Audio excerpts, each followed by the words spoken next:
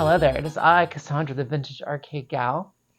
I hope you're having a great holiday. This is going to be a pretty casual video, not a lot of high production values, because I want to show you something that's actually extremely rare, and that's a term that gets thrown around a lot with any collectible community, but I doubt you're ever going to see one of these in real life, because I don't think but a handful of these still exist. And if you go online and try to find information about this thing, you're going to find very, very little, next to zero.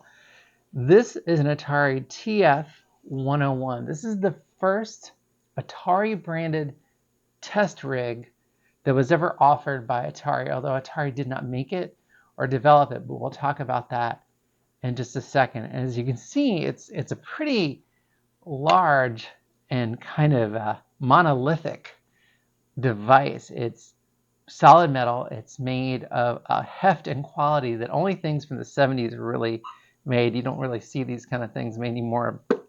You could probably knock an intruder out with this thing. These great big toggle switches and knobs. It has these great joysticks that remind me a lot of vintage kind of model airplane controllers, and it's pretty large, as you can see, size-wise. Now, like I was saying before, this was actually not made or developed by Atari. This was developed by a company called, you see down here, it says built for Atari by PSC. And who PSC was Project Support Engineering. And it was actually, PSC was actually another company that made arcade games as well. They didn't make them in a large amount of numbers. They never really had any huge success in the marketplace, and they kind of disappear after about 1978, 1979. And their games today are pretty rare. Probably the most famous one they ever made was one called Manhunter, which was kind of a take-off of Jaws, which actually uses these exact same joysticks. And they made a version of it that's like in this giant fiberglass shark head. The cabinet is quite something and pretty collectible. So what the heck is this thing?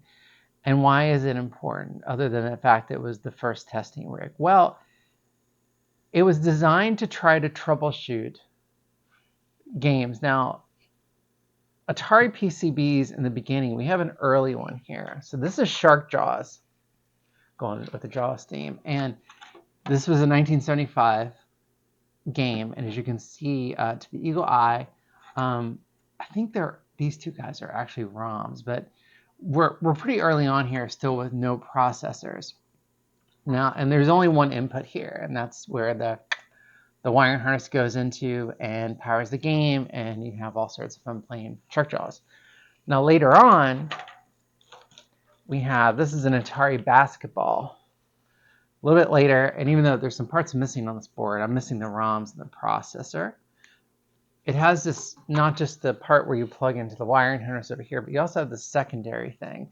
And this continued through Atari for quite a while. And this was what you plugged in most of the test rigs with, the later test rigs that were a little more complicated and some even more simplistic. I'll show you one of those in a second, especially the Atari developed ones. But early on, all you had was something like this to diagnose. And although diagnosing, you still would probably need an oscilloscope and a voltage meter. This just basically powers the board independently of the cabinet and allows you to hook up a black and white monitor. You can output it, see video, audio. There's even a headphone jack on it, which is kind of wild. It has a 5-volt output, I guess to check lights or other 5-volt things that you might have to deal with. And there's even an input for the coin counter. It's got these really early clicky kind of volcano buttons like you see on later Atari games, so that's kind of wild. And the 4 joysticks, which are labeled up to 4 players, and there's also, you can see it says brake and gas on this one to control probably the car games that were popular. And then this is just like a spinner, kind of like you'd see on Pong or Breakout. And this is, which is labeled 048, obviously some sort of compatibility thing, but I really don't know because I don't have any documentation on this thing. So what you did, if say like you had a board you wanted to bench test and you had it all hooked up correctly, on the side here where it says computer, that's where you plug in the board, but there's an adapter cable that I don't have and I didn't get when I bought this thing. But what you do is the cable's kind of generic. It's a basically two different kind of pinouts that were common back then. And then you use one of these, and I only have one of these. And this, it's almost like a real basic kind of thin PCB cartridge, but it's really just a bunch of jumpers. And if you can see on there, it says Gotcha, which is a title of a very early Atari game, one of the earliest after Pong. And then you plug this in. This is a 100-pin connector. It's just huge, and it's even got a little notch, and it's a little, I'm at a bad angle. There it goes. It's not really in here very well, so there we go. So anyway, you get the idea. It goes in there, and what that does is it basically rewires the internal so the controllers work correctly and the output and the voltages are right. Now, I found online on the Arcade Flyer database, I found the PSE advertisement for this, which has a slightly different model number, and it said that these little dopey little cartridges were available for all sorts of games. But this was still the era. This probably was, again, released around 1975. So most arcade games, most video arcade games, were probably like Pong derivatives. So I don't really know how useful this would have been other than to test it out of the machine, because there's really no diagnostic ability with this thing. And when we compare it to later, these more sophisticated testing systems that Atari would come out with a couple years later, which would use that secondary input, there are some real simple ones like this one, which I have, which is called an automatic RAM tester. You see this thing, and that one would actually plug directly into that little secondary connector on the board and power it. And this has some diagnostic capabilities. Those of you in the know will see that there are 16 toggle switches and lights because it operates on hexadecimal. And this is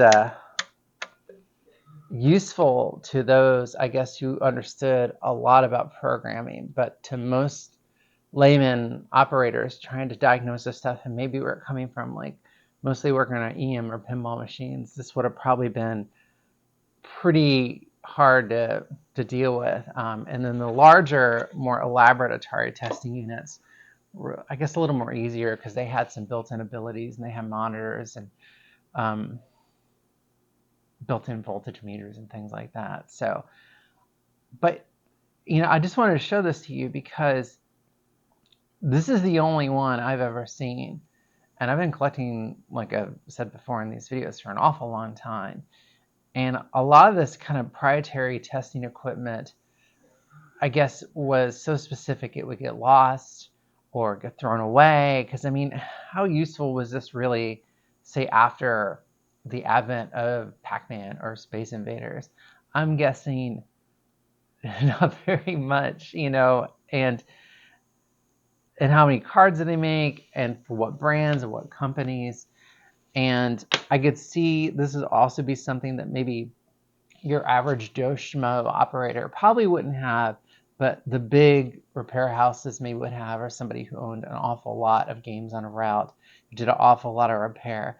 Because we often have to think also that there's a limited window where arcade games make money, and when the golden age happened, like post Space Invaders and Galaxian and Pac-Man, the older black and white games from the Bronze Age, most people just didn't care about those anymore. And they were not easily converted to newer games with like the conversion kits because of the dimensionality of the cabinets, or that they had black and white monitors. So they probably, a lot of them just either rotted in a warehouse. Some lucky collectors saved some of them, but a lot of them probably just, they went to the dump. And a lot of this testing material too probably did the same, because when the kids are playing Street Fighter, in the late 80s, early 90s, operators looking around for space or clear out their warehouse, they probably don't think anybody wants this thing. and they definitely are tired of looking at it on the shelf. So a definite rarity. No owner's manual I can find online. No, semblance of. There's a couple people on the Clav website who have shown a couple extra of these cards, but there you go, a rarity, the TF-101 by Atari. Kind of an interesting conversation piece at your arcade cocktail party, but otherwise fairly useless, especially in the modern context of diagnosing problems when we are blessed with cheap EEPROM readers you can buy on Amazon, or a really good logic probe or oscilloscope. But I thought you'd like to see that. You're not likely to ever see another one. So I hope you're doing great. Thanks for watching. I'll talk to you later. Bye.